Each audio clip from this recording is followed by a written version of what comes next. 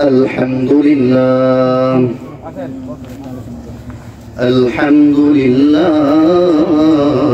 نحمده ونستعينه ونستغفره ونؤمن به ونتوكل عليه ونعوذ بالله من شرور أنفسنا ومن سيئات أعمالنا من يضلل فلا مضل له ومن يضلل فلا هادي له ونشهد أن لا إله إلا الله وحده لا شريك له لا جد له ولا ند له ولا مثل له أعوذ بالله من الشيطان الرجيم بسم الله الرحمن الرحيم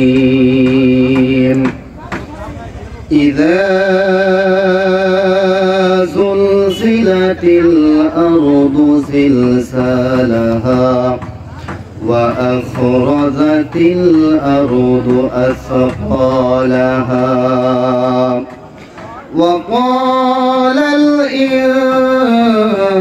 الإنسان ما لها قال النبي صلى الله عليه وسلم أخلص دينك يكفك العمل القليل اللهم صل على محمد وعلى آل محمد আপনারা একটু জবানটা খুলে দরুদ ইব্রাহিম পড়তে পারেন না?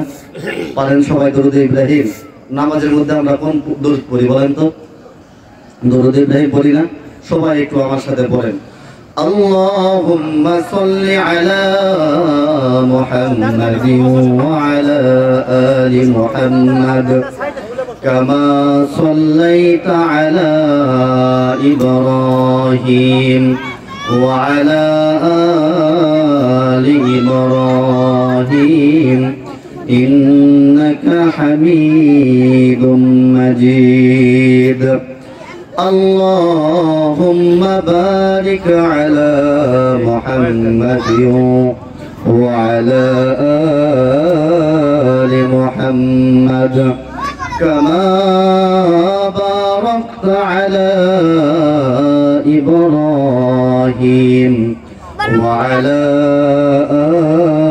آل إبراهيم إنك حميد مجيد الحمد لله সমস্ত প্রশংসা এবং তারিফ মহান রবের জন্য যে মহান রব্বুল ইজ্জত বড় মায়া করে মহব্বত করে আদর করে ভালোবেসে ঢেকরা যুব সমাজের উদ্যোগে তাফসীরুল কোরআন মাহফিলে মাগরিবের সালাত আদায় করবার পর আমরা কিছু গুনাহগার সহ এখানে বসবার মতো সুযোগ দান করছেন এবং আমি গুনাহগারকে কিছু কথা বলবার মতো তৌফিক দান করতেছেন সেজন্য সে মহান রবের প্রতি ভালোবাসা রেখে আল্লাহকে রাজি খুশি করার জন্য দিল থেকে শুকরিয়া আদায় করি সকলে পড়ি আলহামদুলিল্লাহ দোস্ত আমার তাফসীরুল কোরআন মাহফিল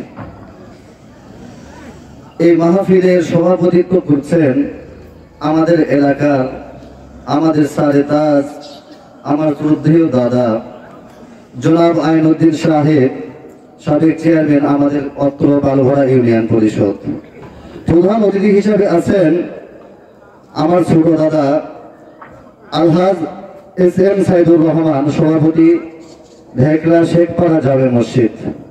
আল্লাহ পাক রব্বুল আলামিন প্রধান অতিথি, সভাপতি, সহসভাপতি সহ যত মেহমান আছেন সকলকে আল্লাহ পাক রব্বুল আলামিন সুস্থতার সঙ্গে নেক হায়াত দান করুক। সকলে বলুন আমিন।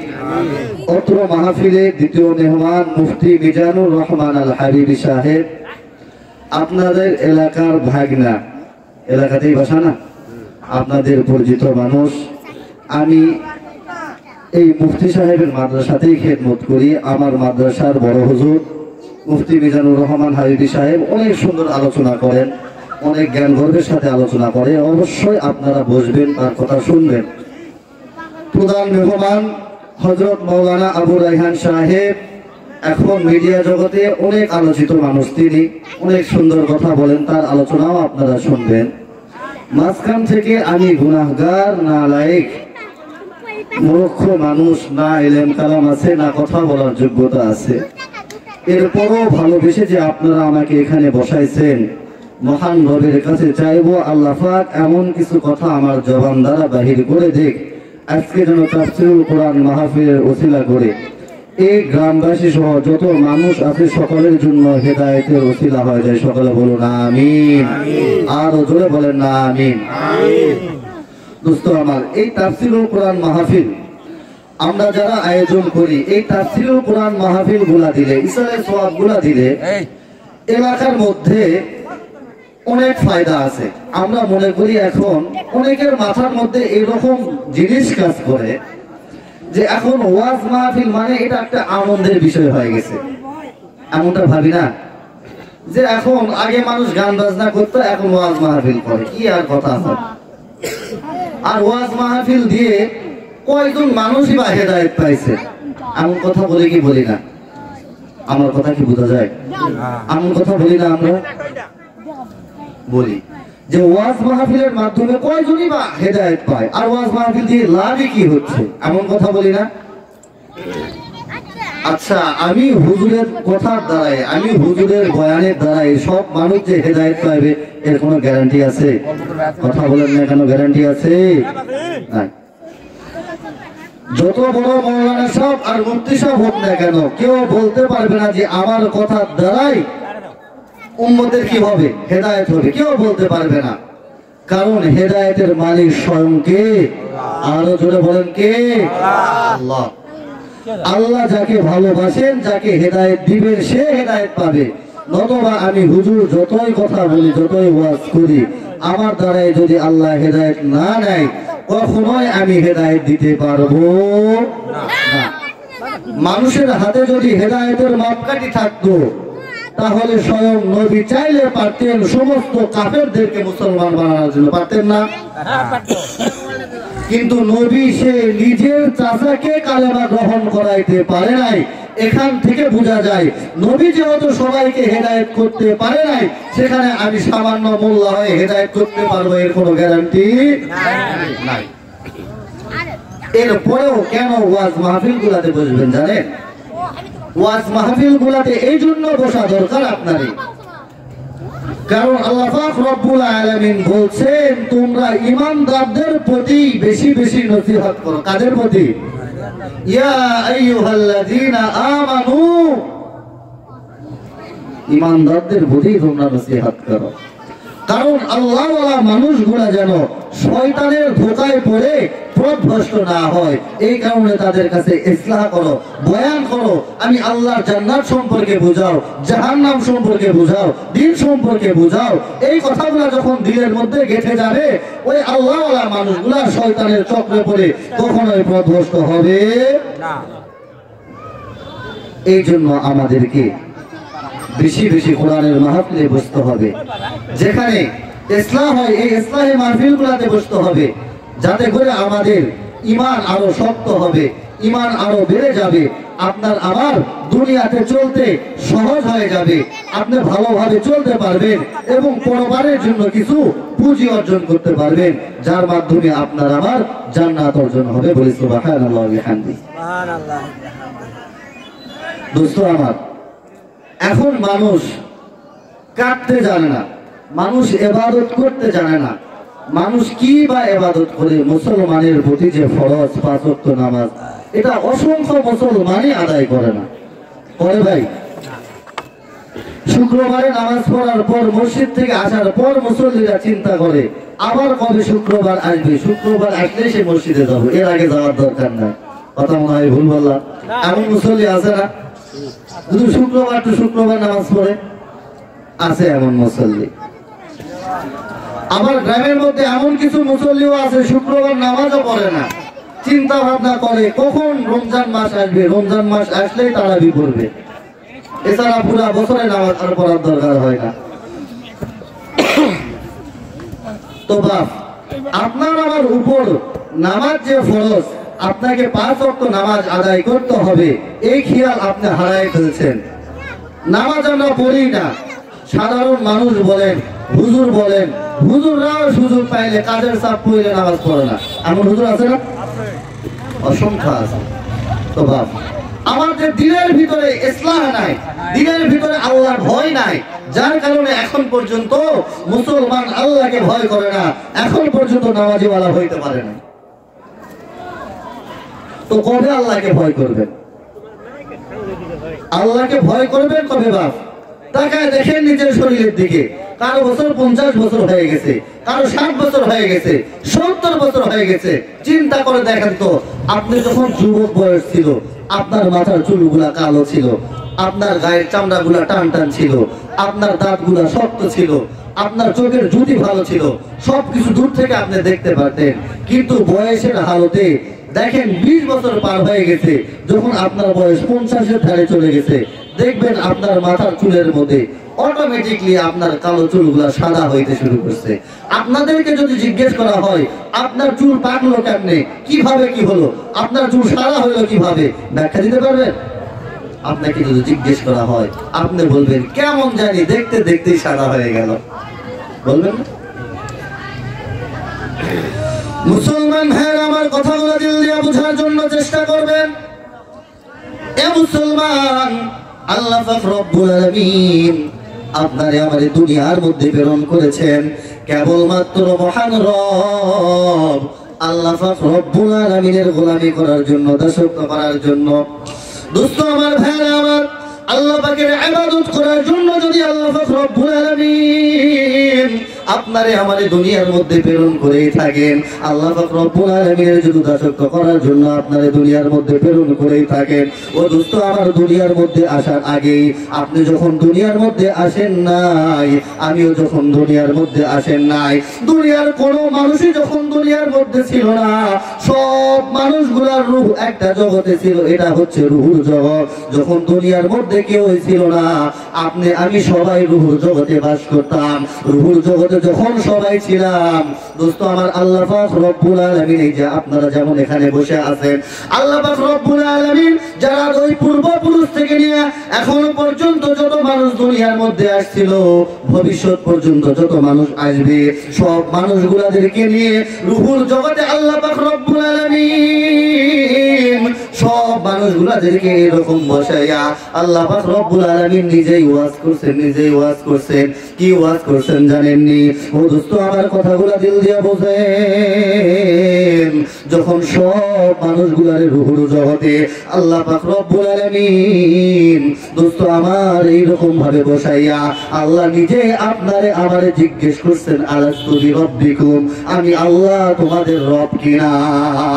সব মানুষগুলাদেরকে যখন জিজ্ঞেস করা হয়েছে, দোস্ত আমার, সব মানুষগুলা আমি আপনি সহ যত নবী ছিল, যত মানুষ ছিল, ভবিষ্যতে যত মানুষ আসবে, সবাই মিলে একসঙ্গে এক আওয়াজে আপনি আমি বলছিলাম, কলু বালা। দোস্ত আমার, সবাই মিলে সেদিন বলছিলাম, হ্যাঁ আপনি আমাদের রব। সব মানুষরাই বলছিলাম, আপনি আমাদের সৃষ্টিকর্তা, আপনি আমাদের পালন কর্তা। ও ও দোস্ত আমার, আল্লাহ এই কথাগুলো আপনারা আমার জবান দ্বারা ওই রুহুর জগতে আপনারা আমার কাছ থেকে শুনছিলেন, কিন্তু শোনার পরে শেষ করে নাই। আল্লাহ বলেন, তোমরা যে আমাকে রব বলে স্বীকার করছো, তোমরা যে আমাকে রব বলে স্বীকার করলা, আমারে রিজিক দাতা বলে স্বীকার করলা, পালন দাতা হিসাবে আমারে স্বীকার করলা, এই রুহুর জগতে নয়, রুহুর জগতে নয়, তোমার কথাগুলা পরীক্ষা করার জন্য মানব রূপে তোমাদেরকে বাবা আদম আর হাওয়ার মাধ্যমে দুনিয়ার মধ্যে প্রেরণ করবা বলে সুবহানাল্লাহ। দোস্ত আমার বলেন তো দেখি, বাবা আদম আর হাওয়ার মধ্য দিয়ে আপনারে আমার দুনিয়ার মধ্যে আসা লাগছে, আপনি আমি দুনিয়ার মধ্যে চলে আসছি মুসলমান। আসার পর বলেন তো দেখি, আল্লাহর যে কথা দিয়ে আসছিলাম, আল্লাহ যে বলছিল আলাস্তু বিরব্বিকুম, আমি কি তোমাদের রব নয়? ও দোস্ত আপনি আমি বলছিলাম ক্বালু বালা, হ্যাঁ অবশ্যই অবশ্যই আপনি আমাদের রব। বলেন তো আল্লাহকে কথা দিয়ে আসছি আপনি আমি, আল্লাহ আপনি আমাদের রব, আপনি আমাদের সৃষ্টিকর্তা, আপনি আমাদের রিজিক দাতা। দোস্ত আমার আল্লাহকে কথা দেওয়ার পর আল্লাহ বলছেন পরীক্ষা করার জন্য দুনিয়ার মধ্যে প্রেরণ করলাম, দুনিয়ার মধ্যে আপনি আমি চলে আসছি। দোস্ত আমার সব কিছু এখন ভুলে গেছি। দুনিয়ার মধ্যে আসার পর দোস্ত আমার আল্লাহ যে রব্বুল আলামিন ইবাদতের জন্য পাঠাইছে, আল্লাহকে ভুলে গেছি, নবীকে ভুলে গেছি, আল্লাহ দেওয়া পথকে ভুলে গেছি, নবীর দেওয়া পথকে ভুলে গেছি, আল্লাহ দেওয়া হুকুমকে ভুলে গেছি। দোস্ত আমার কোন পথে চললে জান্নাত অর্জন করা যাবে সব ভুলে গেছি, কোন পথে গেলে জাহান্নাম অর্জন হয় এটা আমরা জানি, তারপরেও করি। বলেন তো দোস্ত, জানার পর বোঝার পর দোস্ত আমরা এই কাজগুলাই যদি করে থাকি, বলেন তো দেখি এর চেয়ে বোকা আর মানুষ দুনিয়ার মধ্যে কেউ আছে? বোকা যদি নাই থাকে দোস্ত আমার, এটা তো বোকা নয়। আমি বলি দোস্ত আমার এটা শয়তানি। বলেন তো দেখি, মানুষ যখন অপরাধ করে, মানুষ যখন দোষ করে, বলেন তো দেখি মানুষ যে জিনিসগুলা জানে না, না জানে যদি সেই কাজটা করে, এটাকে আমরা আপনার আমার ভাষায় এটাকে ভুল করা বলি। কি বলি? মানুষ কোনো কিছু জানে না, এটা না জানে করছে, এটা তার ভুল হয়েছে। কিন্তু আমি একটা জিনিস জানি, জানার পরেও দোস্ত আমার ওই কাজটা করি, এটা আমরা এখন ভুল হলো না, এটা আমার অপরাধ হলো। উদাহরণ দিলে বুঝবেন। আমার এই যে পাশে চেয়ারম্যান দাদা বসে আছে, বলেন তো দেখি এই যে দাদাকে উদাহরণ দেই, এই যে দাদা আমার পাশে বসে আছে, দাদার এই যে হাত দেখা যায়, বলেন তো দেখি এই হাতের মধ্যে ধরেন আমার হাতের মধ্যে একটা ছুরি আছে, এই ছুরি দিয়ে যদি দাদার হাতের মধ্যে যদি আমি এখন আঘাত করি, হাত কাটবে কি কাটবে না? কথা বলেন না কেন, কাটবে কি কাটবে না? বলেন তো দেখি, আমি জানি ছুরি দিয়ে আঘাত করলে হাত কাটবে, এই জানার পরেও যদি আমি আঘাত করি, এটা আমার ভুল না অপরাধ? ভুল না অপরাধ? ও দোস্ত আমার কথা ওই জায়গায় এবার চলে যান। আল্লাহকে আপনি বলছিলেন ক্বালু বালা, আপনি আমাদের রব, আল্লাহর কাছে আপনি স্বীকার করে আসছিলেন, জানে আসছিলেন, সব জানেন, সব বুঝেন। জানার পর আর বোঝার পর দোস্ত আল্লাহকে মানেন না। আল্লাহ বলছে তোমার নামাজ পড়া লাগবে, নামাজ পড়েন না। আল্লাহ বলছে তোমার সৎ পথে চলা লাগবে, চলেন না। আল্লাহ বলছে তোমার সত্য কথা বলা লাগবে, সত্য পথে চলেন না, সত্য কথা বলেন না। জানেন যে এটা করলে আপনার অপরাধ হবে। আল্লাহ বলছে তুমি যদি অপরাধ করে আমার কাছে আসো, তোমাকে জাহান্নামে যাওয়া লাগবে। বলেন তো দেখি, জানার পর বোঝার পর একই কাজ বারবার আপনি করতেছেন, জানার পর বোঝার পর ওই কর্মগুলো আপনি করতে আছেন। জানার পর আর বোঝার পর এই কাজ যদি করার পর আপনি বলেন এটা আমার ভুল হয়েছে, আল্লাহর কাছে চাইলে আল্লাহ মাফ করে দিবে। বলেন তো দেখি, এটা আপনার ভুল হয়েছে না অপরাধ হয়েছে? অপরাধ। আপনি যে নামাজ পড়েন না, জানেন নামাজ পড়া আপনার উপর ফরজ, আল্লাহ আছে, আল্লাহকে সৃষ্টিকর্তা বলে মানছেন, মানার পর দুনিয়ার মধ্যে আসছেন, জানার পর আল্লাহকে এখন ভুলে গেছেন, আল্লাহর প্রতি মানুষের মধ্যে ভয় নাই। বলেন এটা এখন আপনার অপরাধ হচ্ছে না ভুল হচ্ছে? দোস্ত আমার এটা যদি অপরাধ হয়ে থাকে, বলেন অপরাধ থেকে সংশোধন হওয়ার দরকার আছে না নাই? ও দোস্ত আমার বলেন তো দেখি, বাপ দেখতে দেখতে তো 50 বছর পার হয়ে গেল, দেখতে দেখতে 60 বছর পার হয়ে গেল। দেখতে দেখতে 70 বছর পার হয়ে গেল। মুসলমানের ঘরের সন্তান এখন পর্যন্ত 50 বছর বয়সে নামাজের ফরজ জানে না, এখন পর্যন্ত নামাজের ওয়াজিব জানে না, এখন পর্যন্ত নামাজের সুন্নাহ জানে না। নামাজের কথা বাড়ি দিয়ে দিলাম, হাজারো মুসলমান এলাকার মধ্যে আছে, আপনাদেরকে যদি গোসলের ফরজ ধরা হয় বলতে পারবেন না। হাজারো মুসলমান আমার সামনে বসা আছে, দোস্ত আমার, আপনাদেরকে যদি ওযুর ফরজ ধরা হয় বলতে পারবেন না। বলেন তো দেখি বাপ, এখন পর্যন্ত 50 বছর বয়সে আপনি গোসল করতে জানেন না, 60 বছর বয়স হয়ে গেছে এখন পর্যন্ত ওযুর ফরজ জানেন না, 70 বছর বয়স হয়ে গেছে এখন পর্যন্ত নামাজের ফরজ জানেন না। এই অবস্থায় যদি মালাকুল মউতের সঙ্গে আপনার আমার যদি সাক্ষাৎ হয়ে যায়, এখন যদি আপনাকে আমাকে মালাকুল মউত যদি আপনার আমার ভিতর থেকে দোস্ত আমার আপনার আমার প্রাণ পাখিরা বাহির করে নিয়ে যায়, বলেন তো দেখি দোস্ত আমার, ওই কবরে গেলে আপনার আমার অবস্থা কেমন হবে? দোস্ত আমার খুব খেয়াল করে শুনবেন রে বাপ, তাকায় দেখেন এলাকার মধ্যে দোস্ত ছোট থেকে বড় হওয়া পর্যন্ত দেখতে দেখতে আপনার চোখের সামনে যে কত মানুষ মারা গেছে, দেখতে দেখতে দোস্ত আপনার বাবা চলে গেছে, দেখতে দেখতে আপনার মা দুনিয়া ছেড়ে চলে গেছে। এ বাপ এইরকম ভাবে দেখতে দেখতে তাকায় দেখেন আপনার চলার সঙ্গীরাও কিন্তু আপনাকে ছাইরা চলে গেছে।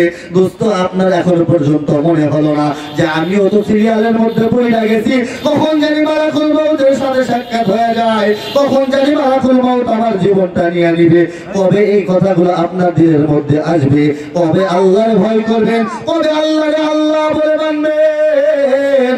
দোস্ত আমার, বন্ধু আমার, কবে আল্লাহর প্রতি আপনার ভয় আসবে রে বাপ? এখন যদি মারা যান, বলেন তো দেখি, মরার সঙ্গে সঙ্গে যে দুনিয়া নিয়ে ব্যস্ত হয়ে গেলেন, যে দুনিয়া নিয়ে ব্যস্ত হয়ে গেলেন, ব্যবসা নিয়ে ব্যস্ত হয়ে গেলেন, দোস্ত আমার সংসার নিয়ে ব্যস্ত হয়ে গেলেন, চাকরি নিয়ে ব্যস্ত হয়ে গেলেন, নামাজ পড়ার মতো সময় আপনার হাতের মধ্যে হয় নাই, এখন পর্যন্ত রোজা রাখার মতো সময় হয় নাই, এখন পর্যন্ত ভালো কাজ করার মতো সময় হয় নাই, মানুষের সাথে ভালো কর্ম করার মতো সময় হয় নাই। বলেন তো দেখি বাপ আমার, এখন যদি মইরা যান, মইরা যান, বলেন তো দেখি, যেই ঘরের মধ্যে আপনি শুয়ে থাকবেন, যেই বাড়ির মধ্যে আপনি এত টাকা খরচ করে বাড়ি বানাইছেন, বলেন আপনার সন্তান পাশের রুমে যদি থাকে, আপনার মরার খবর পাওয়ার সঙ্গে সঙ্গে যে সন্তানরে আপনি এত ভালোবাসছেন, যে সন্তানরে আপনি এত মহব্বত করছেন, এই সন্তানটা আপনাকে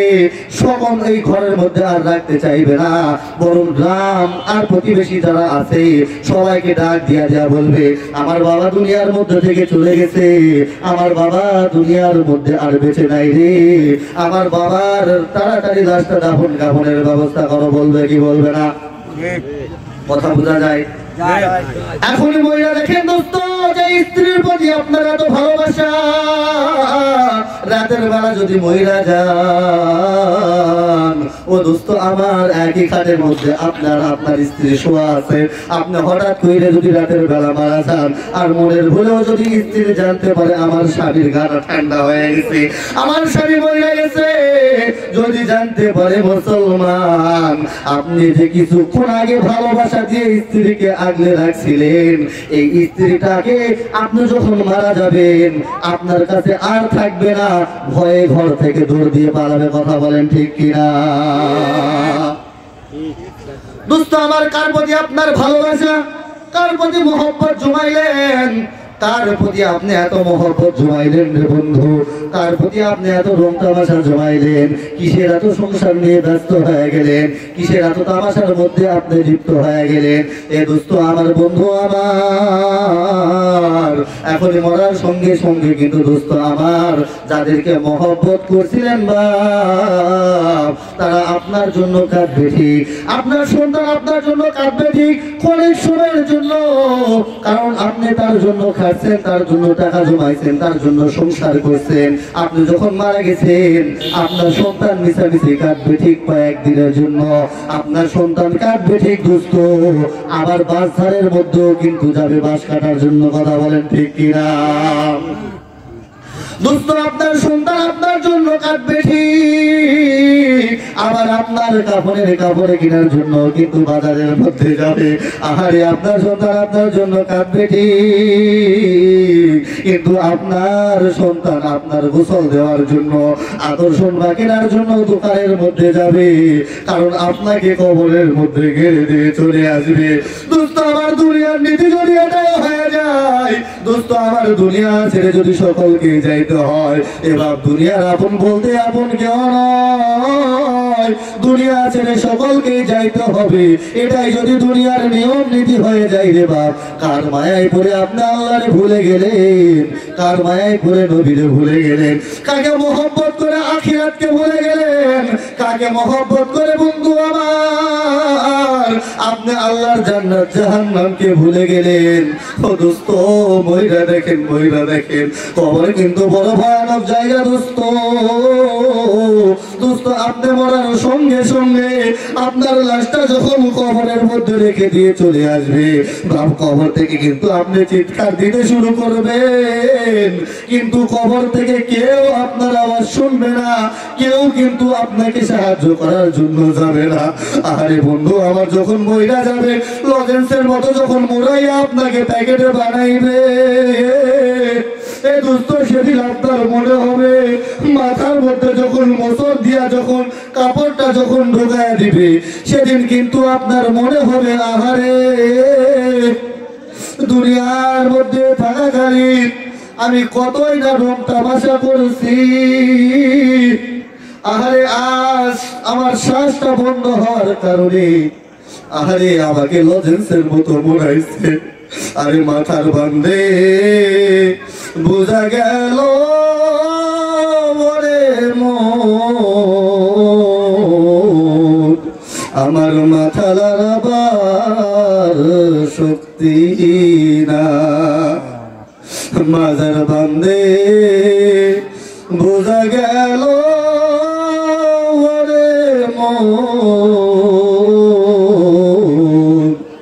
উঠে বসবার সুযোগ না।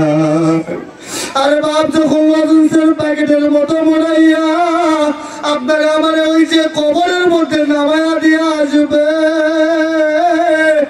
আর নাফরমান হইয়া যদি কবরের মধ্যে ঢুইকা যান, আর আপনারা আমার রুহটা যদি সিজিনের মধ্যে নিক্ষেপ কইরা দেয়, আরে বাপ আমার কবরের মধ্যে থেকে আপনার আমার বডির সঙ্গে আবার রুহকে যখন লাগায় দিবে, দোস্ত আমার কবরের মাটিগুলো আল্লাহর ডাক দিয়ে দিয়া বলবে, ও আল্লাহ এমন একজন নাফরমান আজকে আমার বুকের মধ্যে ধরাইছে। আরে দুনিয়ার মধ্যে থাকাকালীন নাফরমান আপনি যাকে এত সম্পদ দিয়া সৃষ্টি করছেন, কিন্তু সেজদা দেওয়ার মতো সময় হয় নাই। আরে আপনি যার জন্য এত কিছু করছেন, কিন্তু দুনিয়ার মধ্যে থাকাকালীন আপনি আল্লাহরই ভুলে গেছেন। ওগো আল্লাহ এমন একজন নাফরমান রে আমার মধ্যে কেন রাখলেন? ওগো আল্লাহ আমি নাফরমানকে রাখতে চাই না। কবরের মাটিগুলা যখন এরকম ভাবে আল্লাহর কাছে বিচার দিতে শুরু করবে,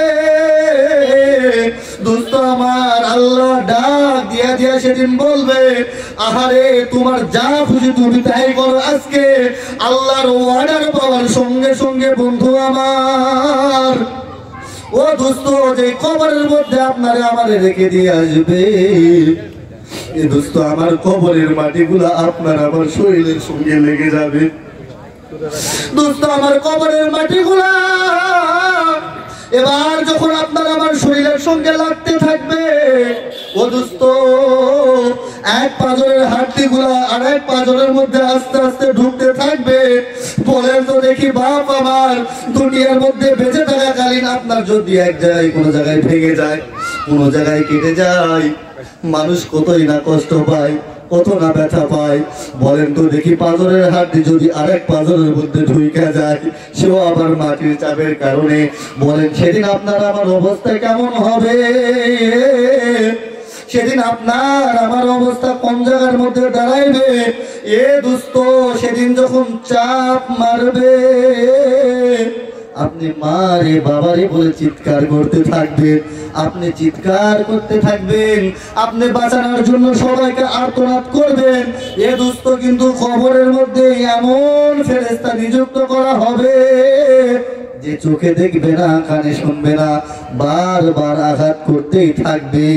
এ দোস্ত আমার, কবরের আযাব কিন্তু ভয়ানক আযাব। কবরের আযাব থেকে যদি বাঁচবার চান, ও দোস্ত দুনিয়ার মধ্য থেকে কিছু পুঁজি নিয়ে যান, কিছু আমল করে যান বাবার।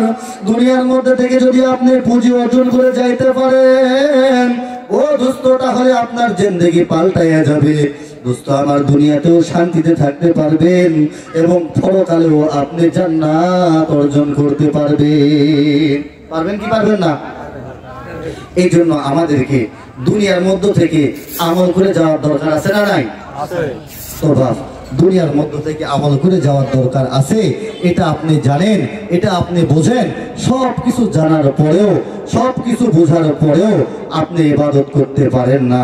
এখন পর্যন্ত আপনি মসজিদমুখী হইতে পারলেন না, এখন পর্যন্ত সত্য কথা বলতে পারলেন না, এখন পর্যন্ত হক পথে চলতে পারলেন না, এখন পর্যন্ত মানুষের জন্য কিছু ভালো কাজ করে যাইতে পারলেন না।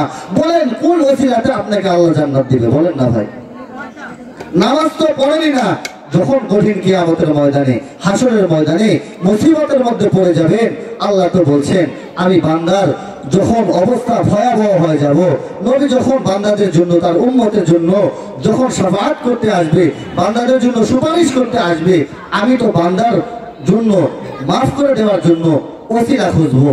ও বাপ, নামাজ আল্লাহর হক, হকুল্লাহ যেটা আল্লাহর হক, আল্লাহ চাইলে সেদিন মাফ করতে পারে।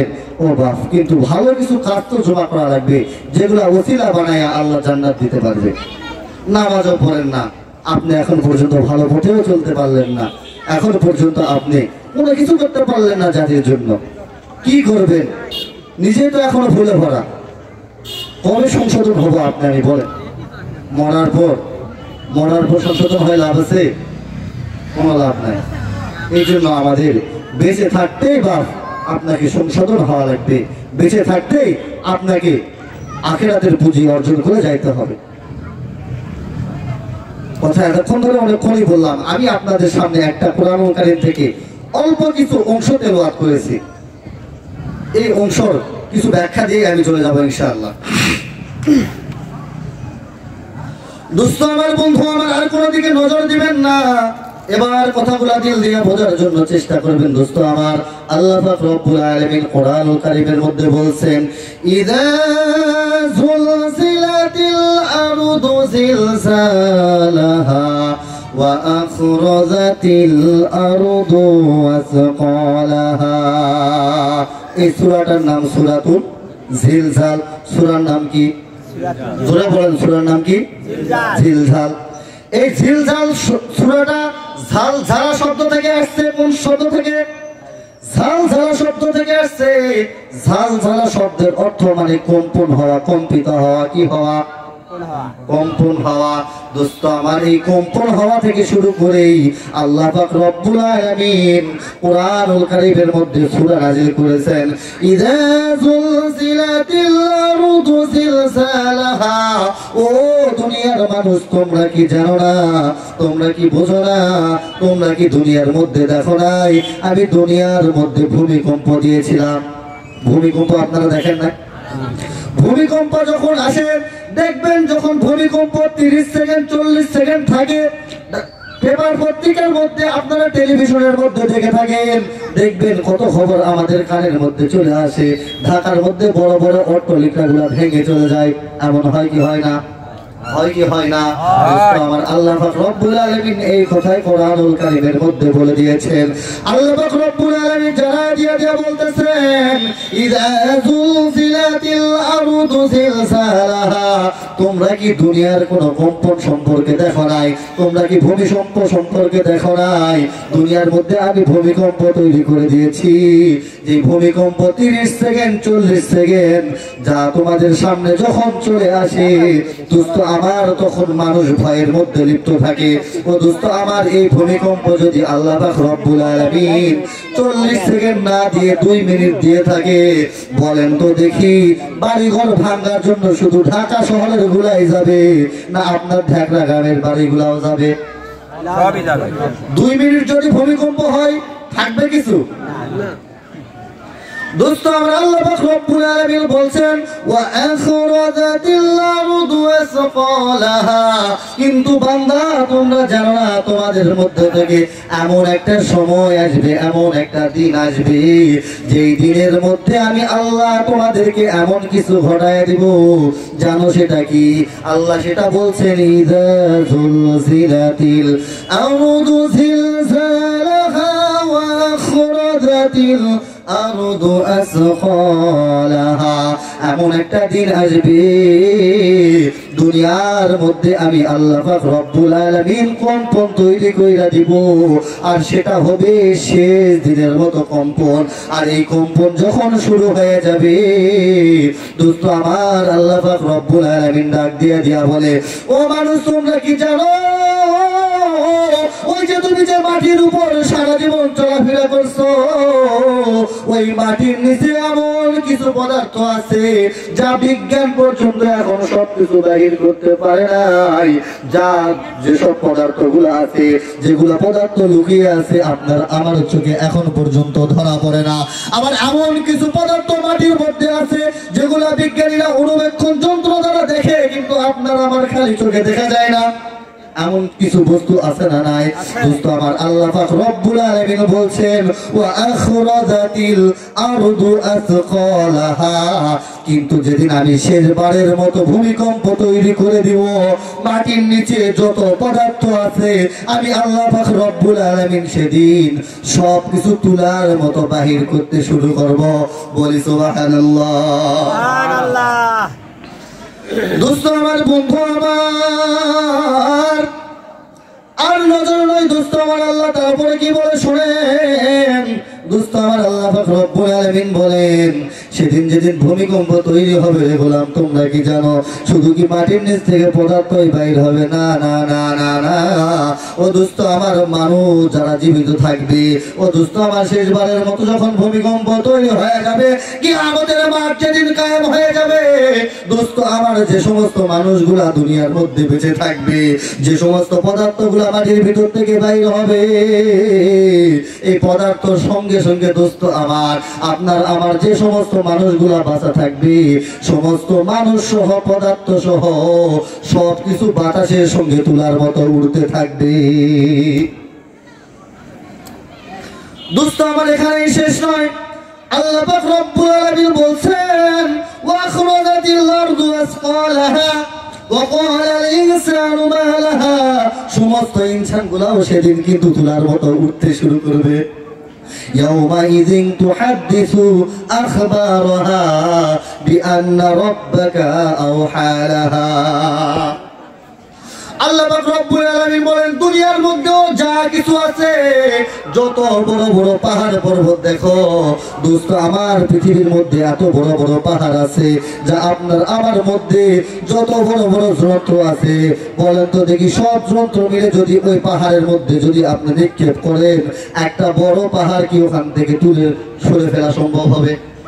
সম্ভব হবে? সম্ভব হবে না। এ দোস্ত আমার, কিন্তু আল্লাহ পাক রব্বুল আলামিন বলেন দুনিয়ার সব পাহাড় পর্বত গাছপালা তরুলতা তোমার চোখে যা কিছু আছে না কেন, তুমি চোখে যা কিছু দেখা না কেন, মাটির নিচের পদার্থ সহ মানুষ যারা আছে তারা সহ দুনিয়ার মধ্যে যত অট্টালিকা আছে সবকিছু সহ পাহাড় পর্বত যা আছে সব নিয়ে এবার যখন কিয়ামতের মাঠ যখন কায়েম হয়ে যাবে, আল্লাহ বলেন সেদিন আমি সবকিছু তুলার মতো সেদিন উড়াইতে শুরু করব। সুবহানাল্লাহ। দোস্ত আপনার আমার হালত যদি সেদিন এমনটা হয়ে যায়, বলেন তো দেখি মানুষ যদি বাতাসের সাথে তুলার মতো উঠতে শুরু করে, বলেন সেদিন আপনার আমার অবস্থা কেমন হবে? কঠিন ভয়াবহ হয়ে যাবে বাপ। তো এই জন্য বাপ কিয়ামত হবে, কিয়ামতের দিবস কায়েম হবে, কিন্তু বাপ আপনারে আমারে সচেতন হওয়া লাগবে। আপনারে আমারে দুনিয়ার মধ্য থেকেই জান্নাতের টিকিট অর্জন করে পরপারে যাওয়া লাগবে। লাগবে কি লাগবে না? তো জান্নাতের টিকিট অর্জন করার জন্য বেশি বেশি দুর্নীতি করা লাগবে, তাই না? মিথ্যা কথা বেশি করা লাগবে, নামাজ ছাড়া গেলেই হবে। এমনও তো মুসলমান এলাকার মধ্যে এখন আসে, আমাদের কাছে কত মানুষই না বলে, নিজের কানে শোনা এগুলা কথা, বলে হুজুর নামাজ না পড়লে কি হবে, ইমান ঠিক আছে। বলে কি বলে না? বলে না? বলে হুজুর নামাজ না পড়লে কি হবে, ইমান ঠিক আছে। আস্তাগফিরুল্লাহ, আস্তাগফিরুল্লাহ। এই মানুষগুলারে বুঝাবেন কেমনে আপনি? নামাজ না পড়লে ইমান কেমনে ঠিক থাকে, এটা তো মাথায় কাজ করে না। হায় হায় হায় হায়, আপনি নামাজ পড়তে পারলেন না, ইমাম ঠিক করে বসে আছেন। আবার কত মানুষ বলে হুজুররাই আগে জাহান্নামে যাবে, হুজুরদের আগে আমাদের জান্নাত আছে, নামাজ না পড়লে কি হবে? বলে কি বলে না? হুজুররা সারা বছর নামাজ পড়ে, 5 ওয়াক্ত নামাজ পড়ে, আল্লাহর রহমতে নবীর সুন্নাহ অনুযায়ী চলার চেষ্টা করে, গায়ের মধ্যে জুব্বাও লাগায় চলে, গালের মধ্যে দাড়িও রাখছে, মাথার মধ্যে টুপিও রাখছে, এরপরেও সারা জীবন 5 ওয়াক্ত নামাজ পড়তেছে, এরপরেও মোল্লাবেলা জান্নাতে যাইতে পারবে না। এর গালের মধ্যে দাড়িও নাই, মাথার মধ্যে টুপিও নাই, গায়ের মধ্যে লম্বা জামাও নাই, নবীর সুন্নাহও নাই, নামাজও নাই, আবার কয় কি হুজুরদের আগে জান্নাতে যাবে। আল্লাহু আকবার।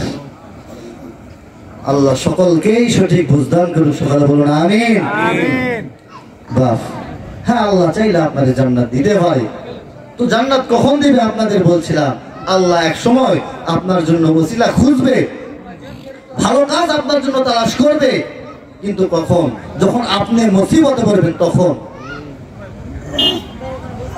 আপনার অবস্থা যখন খারাপ হবে, তখন হাসরের ময়দানে দোস্ত আমার, হাসরের ময়দানে মানুষগুলা যখন চিৎকার দিবে, যখন হাসরের ময়দানে যখন বিচার দিব যখন কায়েম হবে, আপনার পেরেশানিতে আপনি যখন ঘামতে শুরু করবেন, আপনি আফসোস করতে করতে আপনার নিজের হাত খেয়ে ফেলবেন। বলেন তো দেখি, মানুষ কোন মুসিবতের মধ্যে পড়লে নিজের হাত নিজে খাইয়ে ফেলতে পারে? চিন্তা করছেন? আপনার নিজের হাত নিজে খেয়ে ফেলবে। আপনি এমন পেরেশানি হয়ে যাবেন, আপনি ঘামতে ঘামতে এমন অবস্থা হয়ে যাবেন, আপনার ঘামেটা আপনি নিজেই চুমড়ে খাবেন। সেই দিনের কথা একটাবার চিন্তা করেন বা চিন্তা করেন, মানুষ মরবে, কেউ থাকবে না, এখান থেকে পালানোর রাস্তা নাই। ভালো আমল করেন, নামাজ যাই পড়েন দোস্ত আমার, শর্টফটে থাকার চেষ্টা করেন। আল্লাহ চাইলে হুকুকুল্লাহ, আল্লাহর হক আল্লাহ সেদিন চাইলে মাফ করতে পারে। নামাজ পড়েন নাই, আল্লাহ চাইলে আপনার প্রতি দয়া হইতে পারে, আল্লাহ মাফ করতে পারে। রোজা রাখেন নাই, আল্লাহ চাইলে সেদিন আল্লাহ আপনাকে মাফ করতে পারে। কিন্তু ভালো আমল যদি না থাকে, আপনাকে ওসিলা বানাবে কিসের দ্বারা? বলেন না। এই জন্য শর্টফটে থাকার চেষ্টা করেন, মানুষের সাথে অন্যায় করেন না, মানুষের হক মেরে খায়েন না, বাবা মা সেদিন মুসিবতে পড়ে যাবেন। তাহলে আর দুনিয়ার মধ্যে কিছু পারেন আর না পারেন, মানুষের জন্য ভালো কিছু কাজ করে যান, এলাকাবাসীর জন্য কিছু খেদমত করে যান, এটা উসিলা হয়ে যাবে। তো বাস যে কথা বলতেছিলাম, আল্লাহর কাছে সবচেয়ে বেশি মানুষ আপনার আমার কি ইবাদত, আমি মোল্লারই বা কি ইবাদত, আমার ইবাদত দিয়ে আমি কি জান্নাতে যাইতে পারবো? সম্ভব? সম্ভব নয়। আল্লাহর দয়া ছাড়া যাইতে পারবো না, এটা ঠিক কথা। কিন্তু বাপ আল্লাহ বলছেন, বান্দা তোমার গুনাহের কারণে যদি তোমার জাহান্নামের আগুন জ্বলে যায়, তাহলে তোমার চোখের পানি ছাড়া কিন্তু জাহান্নামের আগুন নেভানো সম্ভব হবে না। আচ্ছা বলেন তো দেখি, এখন যদি এই যে গ্রামের মধ্যে অনেক জায়গায় আগুন লাগে না, বাড়ি ঘরের মধ্যে লাগে কি লাগে না? এই বাড়ি ঘরের মধ্যে যখন আগুন লাগে, বলেন তো দেখি পানি ছাড়া কি নেভানো সম্ভব হয়? পানি ছাড়া সম্ভব হয়? হয় না। তো দুনিয়ার আগুন যদি পানি ছাড়া সম্ভব না হয়, আপনার আমার গুনাহের কারণে যদি জাহান্নামের আগুন জ্বলে যায়, ও বাপ, আপনার চোখের পানির দ্বারা ছাড়াও কিন্তু সম্ভব হবে না ওই জাহান্নামের আগুন নেভানোর জন্য। নিজের চক্ষুটা অন্তত বাপ যা বল করেন আর না করেন, চক্ষুটা কান্নাওয়ালা চক্ষু বানান, কান্নাওয়ালা চক্ষু বানান, না হলে মুসিবতের মধ্যে পড়ে যাবেন বাপ, খোদার কসম মুসিবতের মধ্যে পড়ে যাবে। মানুষের হৃদয় এমন এখন পাথর হয়ে গেছে, মানুষের চোখ থেকে পানি বাইর হয় না। কথা বলেন না কেন? 10টা মানুষ এক জায়গায় বসলে কত রকম হাসি, আল্লাহ যতগুলা দাঁত দিছে সবগুলা দেখা যায়। এক জায়গার মধ্যে বসলে কত বিভিন্ন রকমের কথা চলে আসে। মসজিদের মধ্যেও যখন বসে দেখবেন ইমাম সাহেব কথা বলতেছে, আলেম ওলামা কথা বলতেছে একজন আরেকজনের সাথে, সারা দিনের কি কাজ, কোন দিন কি করলো, এগুলো ওখানে ফুসুর শুরু হয়ে গেছে, হয় না? আল্লাহ মাফ করুন। ইমাম সাহেব দোয়া করতেছে, আপনি হাত তুলে দোয়া করতেছেন, 50 বছর পার হয়ে গেছে বাপ, 60 বছর আপনার পার হয়ে গেল, 70 বছর পার হয়ে গেল, এখন পর্যন্ত আপনার আল্লাহর জন্য মায়া হইল না, আল্লাহর জান্নাত সম্পর্কে আপনার জ্ঞান আসলো না, এখন পর্যন্ত জাহান্নামের প্রতি আপনার ভয় আসলো না, এখন পর্যন্ত আপনি ভয়ে কাটতে পারলেন না। বলেন কি জিন্দেগি নিয়ে কবরে যাবেন? বলেন না, কি জিন্দেগি নিয়ে যাবেন? এই জন্য বাপ কান্নাওয়ালা চক্ষু বানান। আপনার চোখের পানির দাম অনেক বেশি দাম। কত মানুষ দেখবেন রাতের গভীরে উইঠা দেখবেন তাহাজ্জুদের পরে কত মানুষ আল্লাহরে ডাকি কাটতেছে, কিন্তু আপনি পারেন না, আমি পারি না। কেন পারি না বাপ? তারাও মানুষ, আমরাও মানুষ। তারা যদি পারে আমরা কেন পারবো না? বলেন কেন পারবো না? আমার কথা এই জায়গার মধ্যে কেন পারবেন না? সবাই পারলে, তারাও তো মানুষ, আমরাও মানুষ, আমরা কেন পারবো না বাপ? চিন্তা করেন তো একটু। আসুন কান্নাওয়ালা চক্ষু বানাই বাপ। কান্না ছাড়া কিন্তু জান্নাতে যাইতে পারবেন না। এই জন্য দোস্ত আমার কথা শেষ করে দিব, সময় কিন্তু আর বেশি নাই যে কয়েকটা কথা বলি বাপ, কথাগুলা দিল দিয়া বোঝার জন্য চেষ্টা করবেন। এ বন্ধু আমার, কান্নাওয়ালা চক্ষু কাম করে করবেন। দোস্ত আপনার কান্না বা কেন জন্য আপনার বাইর হয় না জানেন? কিসের জন্য আপনার চোখ থেকে কান্না বাইর হয় না? প্রত্যেকটা মানুষের আল্লাহর কথা শুনে কান্না বাইর হওয়ার কথা ছিল।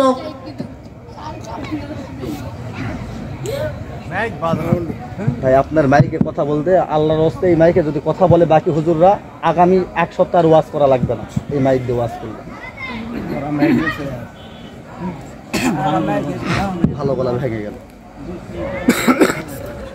সবাই একটু জিকির করি, লা ইলাহা ইল্লাল্লাহ, লা ইলাহা ইল্লাল্লাহ, লা ইলাহা ইল্লাল্লাহ, লা ইলাহা ইল্লাল্লাহ মুহাম্মাদুর রাসূলুল্লাহ। দোস্ত আমার কথাগুলো দিল দিয়ে বোঝার জন্য চেষ্টা করেন। যে কথা বলতেছিলাম, সবার কিন্তু কান্না আসার কথা ছিল, কিন্তু কেন আসে না? ও দোস্ত আর কোনো দিকে নজর দিয়েন না রে বাপ, কথাগুলা দিল দিয়া বোঝেন। দোস্ত আমার, মানুষ যখন দুনিয়ার মধ্যে থাকে, দুনিয়ার মধ্যে যখন মহব্বত করে,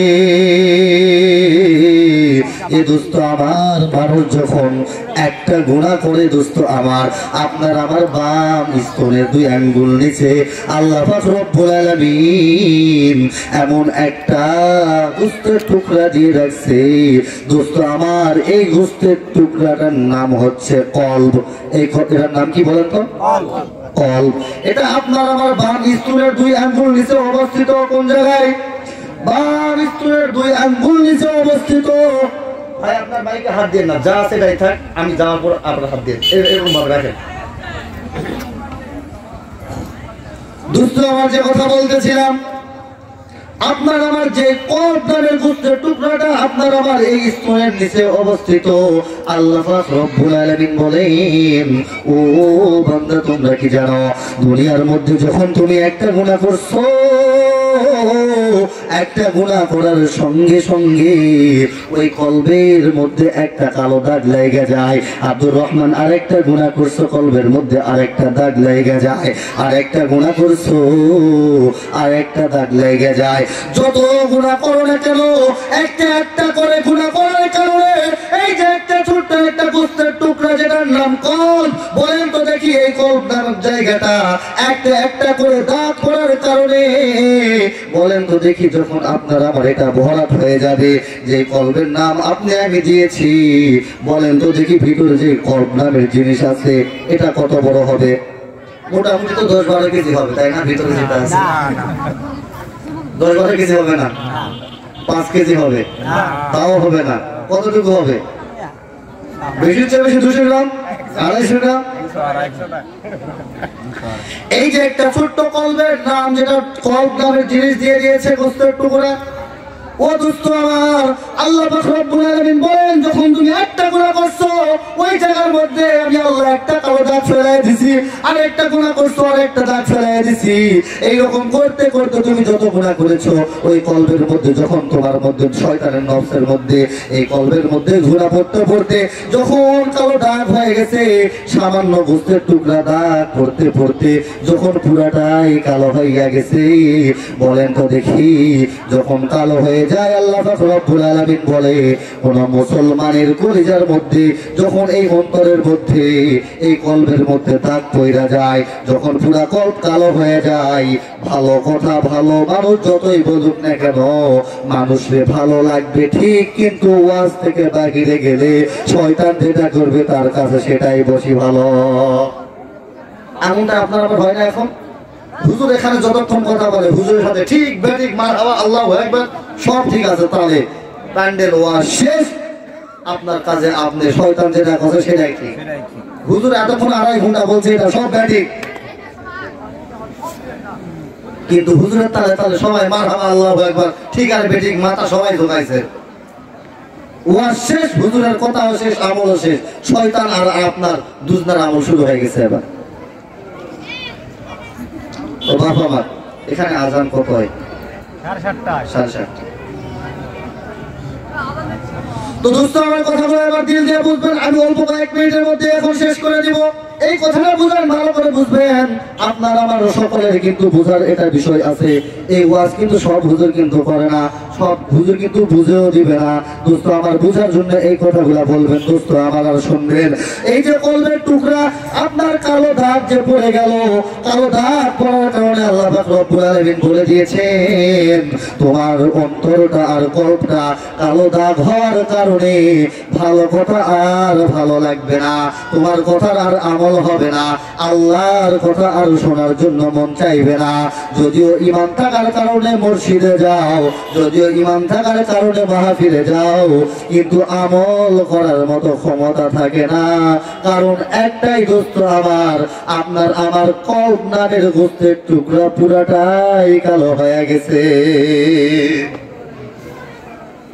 এবার যখন ছোট্ট গোস্তের টুকরা কালো হয়ে গেল, এরপরেও তো মানুষ গুনাহ করতেই থাকে, গুনাহ করতেই থাকে, থাকে না? কথা বলেন না কেন, থাকে না? এবার যখন আপনার গোস্তের পুরা টুকরা কালো হয়ে গেছে, আবার যখন আপনি গুনাহ করছেন, এবার গুনাহ লাগবে কোথায়? প্রশ্ন আসে কি আসে না? আসে কি আসে না? আপনার সারাদিনের যে গুনাহ, আমার যে গুনাহ কথা আমি বলি, আপনার এই কলব কালো হইতে কতক্ষণ লাগবে? গোস্তের টুকরা তো আপনার বাকি যে দেখি যে আরো আছে, আপনার কথা বলেন না।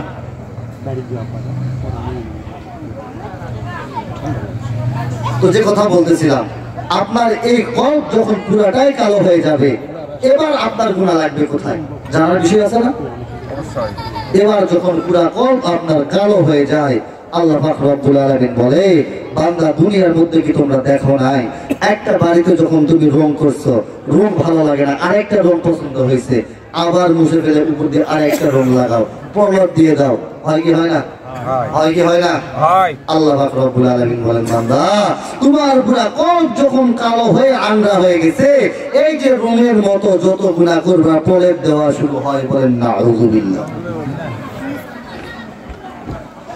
এবার দোস্ত আমার, আপনার আমার কলবের মধ্যে দাগ লাগতে লাগতে লাগতে লাগতে কলবটা এমন ভাবে নষ্ট হয়ে গেছে, যার কারণে মুসলমান বন্ধু আমার, আপনার আমার চোখ থেকে যতই ভালো কথা বলা হোক না কেন কান্না বাইর হয় না।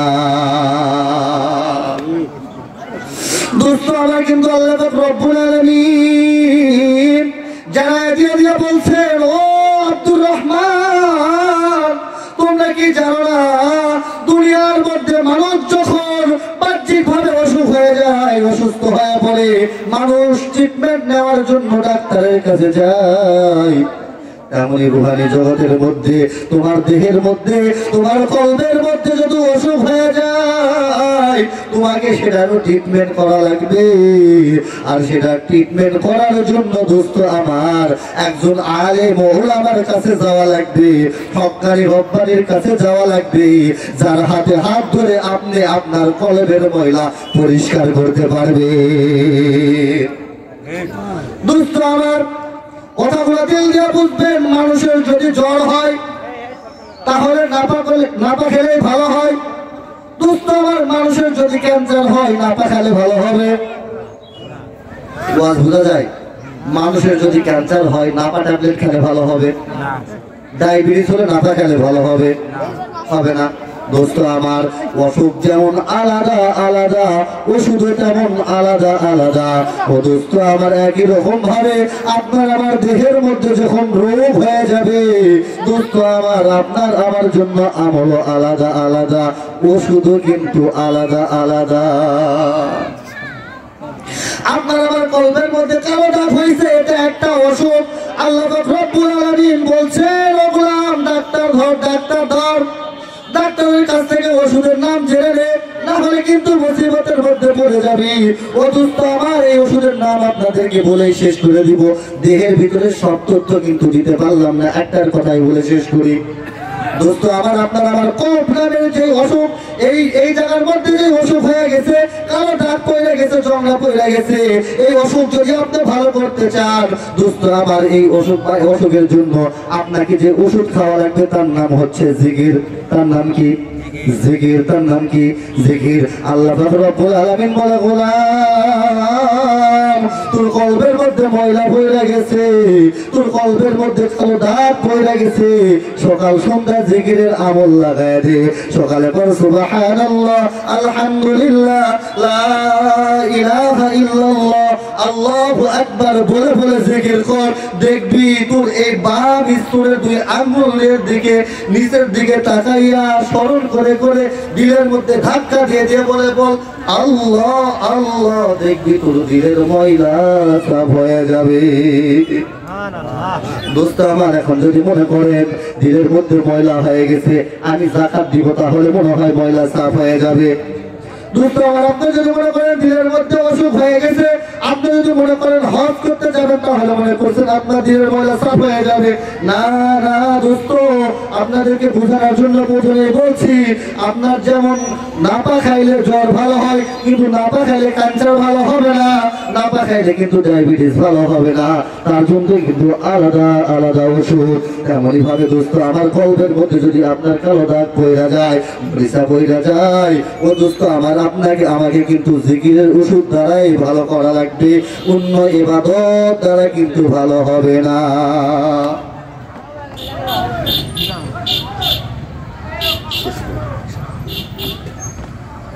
তো বাবা আমার, যে কথাগুলো বললাম এতক্ষণ পর্যন্ত, সকলকেই সঠিক বুঝ এবং সর্বপ্রথম আমাকে আমল করার তৌফিক দান করুক এবং আপনাদেরকেও আমল করার তৌফিক দান করুক। সকলে বলুন আমিন।